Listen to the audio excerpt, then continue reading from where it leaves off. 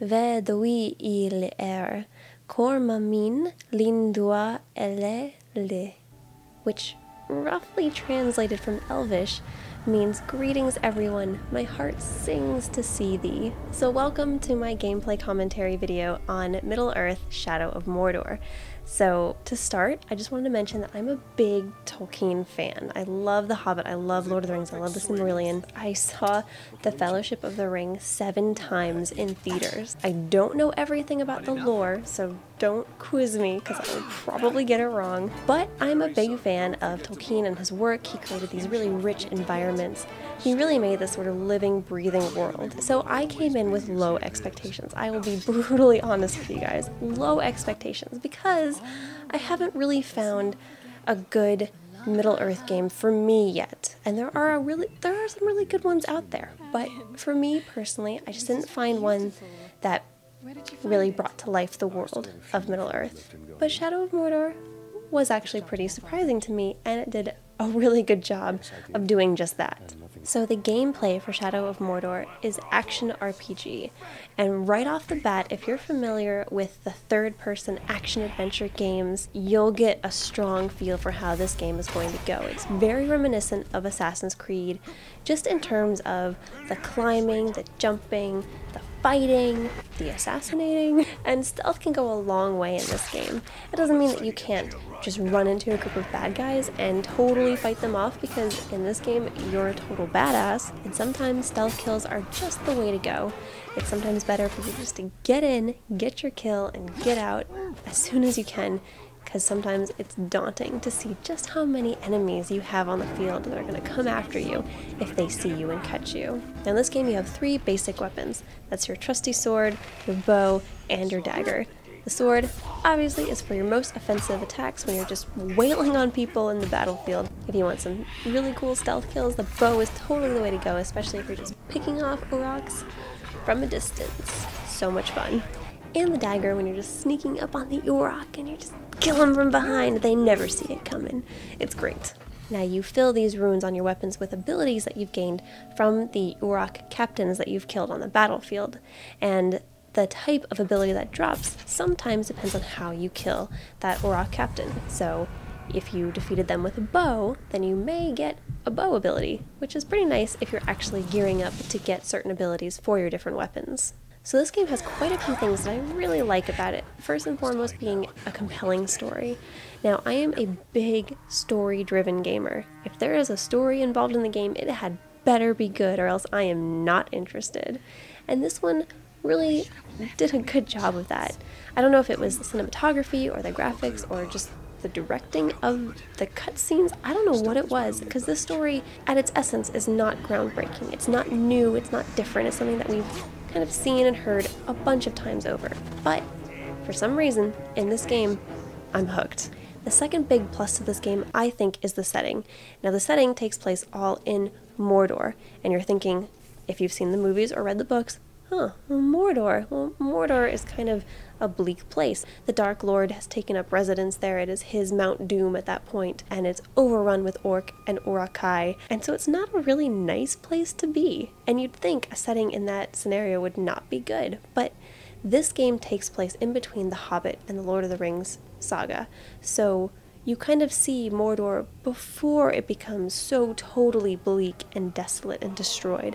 And it's nice because you still see flowers and wildlife and greenery, you know, before it's really been taken over and destroyed. And you actually get to see Mordor as a thriving, living, not city, because there's not really people living there necessarily, but they are working there. They're building up the Black Road, they're building up defenses and everything that they need to go to war with the realm of man and elves. The third thing I like about this game are the characters. The main character is Talion, and Talion is a Gondorian ranger. He is a father and a husband, and he has gone through some crazy stuff in the beginning of this game. And right off the bat, you soon realize that, spoiler alert, he has merged with a wraith, someone who has a lot of powers, who has been cursed and cannot move on from death, essentially. So his spirit is sort of locked into this mortal realm, and the two have fused, and so they share one body, and they're able to transport back and forth between the real world and the Wraith world. You can see hidden features in the map, and you can see your targets very far away and figure out where people are using the Wraith's powers. But then as Talion, you're just a total badass ranger, and all of your powers are amplified by being merged with this Wraith. Going hand in hand with the good characters is great voice acting. I had heard that this game had great voice acting, but it took me playing it to actually realize it. I was totally sucked in with the story and the characters, and the voice acting just 100% got it for me. They seem like real characters, and I think a big part of that is the voice acting. Another thing that I like about this game is the nemesis system. So if you are looking into this game, you've probably heard a lot of people mention this before, and actually I didn't even realize this was part of the game because I was doing so well playing it, I didn't die. So let me take a step back. What the nemesis system is it's where if one of the villains kills you on the battlefield, that villain will essentially be promoted in-game. So they essentially get experience points for killing you. So when an enemy Uruk kills you on the battlefield, they get a power-up. They go to power level 2 or 3 or whatever their power level was to begin with. They jump up one. And they sometimes get promoted to a captain in Sauron's Guard. So they specifically have their own missions tied to them, and you can find them on the map and you can go after them. Now, I did want to mention some of my issues that I had in playing this game. The first was that the buttons were a little bit wonky to me. It was odd because I had additional buttons to press, and I played on PC. So for the most part, it's a lot of point and clicking, and it's WASD for moving around and things like that. But it literally took me forever to figure out how to interact with things. And it would be a lot of, for me at least, on a keyboard, left control.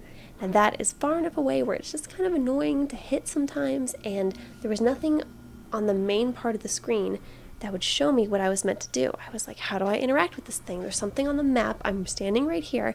I literally could not figure out how to for the life of me. And then finally I looked in the bottom right corner. There's this tiny little statement that says to interact, left control. And I was like, you've got to be kidding me. It was there the whole time. So learn from me.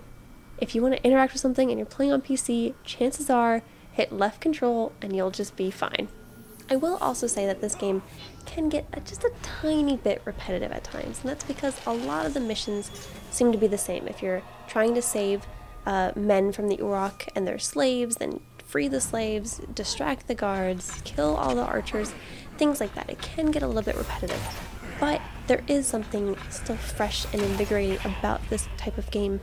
And to be honest, I wish I could tell you what that was. I'm not entirely sure. It may just be that I'm super excited that a Lord of the Rings game is this good. It might just be the voice acting that keeps me going. I'm not entirely sure what it is for me, but I overall overlooked the repetitiveness of some of the missions because I continue on with it. There's something that drives me that wants me to keep going in this game. And I hope you guys experience the same thing.